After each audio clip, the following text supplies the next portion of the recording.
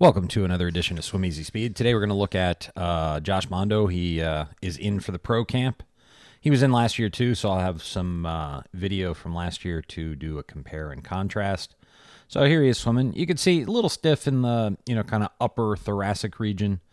Hips are getting up there. Feet are a little bit low.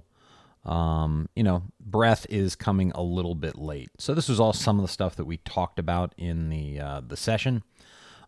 Here's kind of the biggest difference, and you can see one of the things that we targeted last year was this. You can see this really extreme curve in his body, and it was all from just overemphasizing that right side, so you can see kind of how the shoulders really aren't square. And I know that he's worked on that. Now, it's not perfect yet, because you can see, hey, there are those shoulders again that aren't square. But he is holding a much better line than he was before, with not quite as much curve in his body, and then his feet aren't coming apart as much, so he's not creating as much drag, or there isn't as much instability as there was before.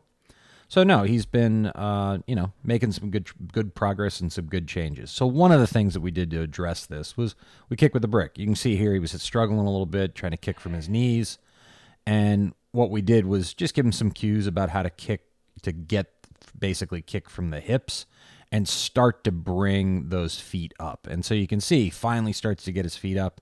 So here's what we were able to get to once we took that away.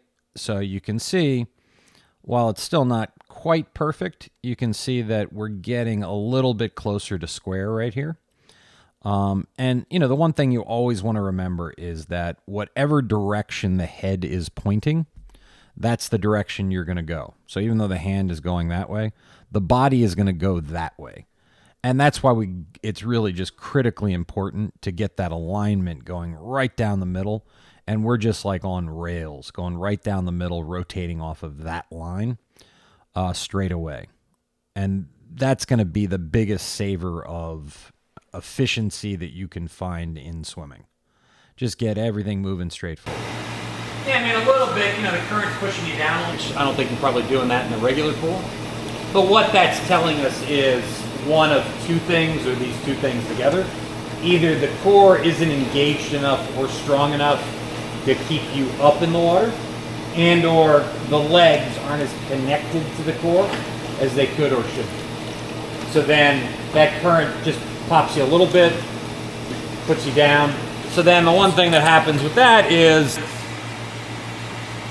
anytime you get in that position, so the shoulder angle is going to pretty much remain the same, but if we are more like this, it's easier then to get into that wrist below elbow, elbow below shoulder to start. The shoulder angle is going to remain the same, but what it's going to do is it's going to be more like that.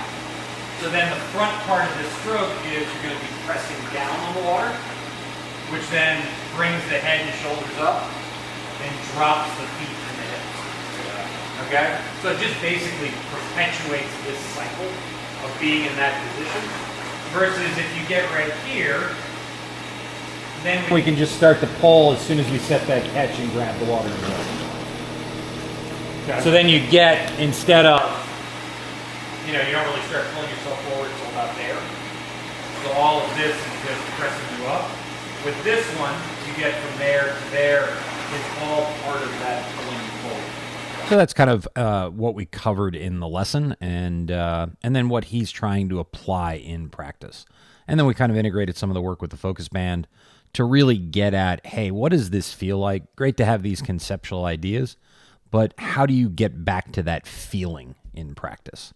So as always, thank you for tuning in. Please like, share, comment, subscribe, and I hope to see you in the pool soon.